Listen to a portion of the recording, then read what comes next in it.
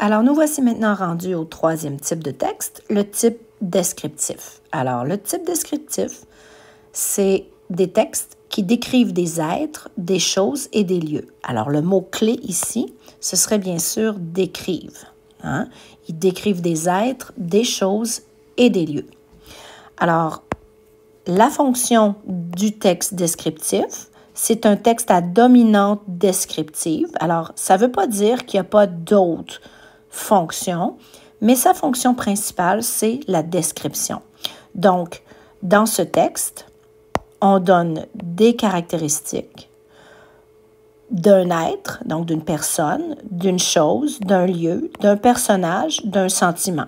Alors, ça peut être aussi autre chose, mais on donne des caractéristiques. Ça veut dire à quoi il ressemble. Et ça peut être aussi des termes particuliers sur sa fonction, par exemple. Ça permet au lecteur ou à l'interlocuteur, donc la personne qui lit ou à la personne qui l'écoute, de visualiser et d'imaginer ce qui est décrit. Alors, ça arrive souvent quand on va lire un roman, qu'on va visualiser dans notre tête à quoi ça pourrait avoir l'air, ce qu'on est en train de lire. Et c'est très, très important. C'est une stratégie de lecture super importante. Ça crée également une atmosphère. Donc, c'est important de comprendre bien la fonction du texte descriptif. Par exemple, on va souvent voir ça dans l'introduction, où est-ce qu'on, brièvement, on va décrire un personnage et dans le développement, nous allons décrire plus précisément les caractéristiques physiques et psychologiques, donc le caractère d'un personnage. Les principales caractéristiques, donc, du texte descriptif. Ce type de texte comprend un sujet ou un thème, donc il y a comme un élément principal, des aspects, donc des idées principales en catégories, en parties ou subdivisées en différents paragraphes, et des sous-aspects. Donc, il y a des détails, il y a des propriétés, des qualités, des précisions liées à chaque aspect traité. Alors, il y a plusieurs parties. Hein? On pourrait définir, par exemple, ceci de cette façon-là. Donc, j'ai mon grand sujet qui est ici. Ensuite, je donne différentes précisions par rapport à mon sujet. Et ensuite, je reprends ces précisions-là et je les reprécise encore une fois de façon plus explicite, en donnant plus de détails. Alors, il y a plusieurs catégories pour développer. Donc, ça décrit de façon, au début, sommaire, et plus on avance dans le déroulement, plus ça devient précis dans la description. Maintenant, on continue avec la séquence textuelle. Alors, la séquence textuelle ici.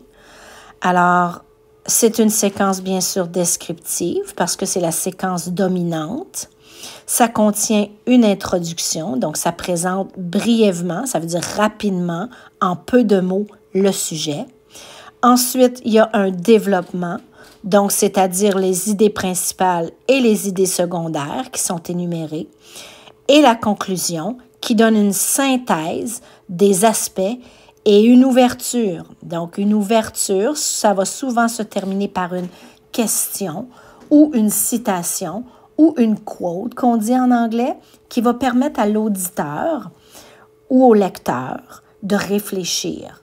Ou ça va le laisser un peu sur la faim et il va avoir envie de poursuivre sa recherche par rapport à ce qu'il vient de lire.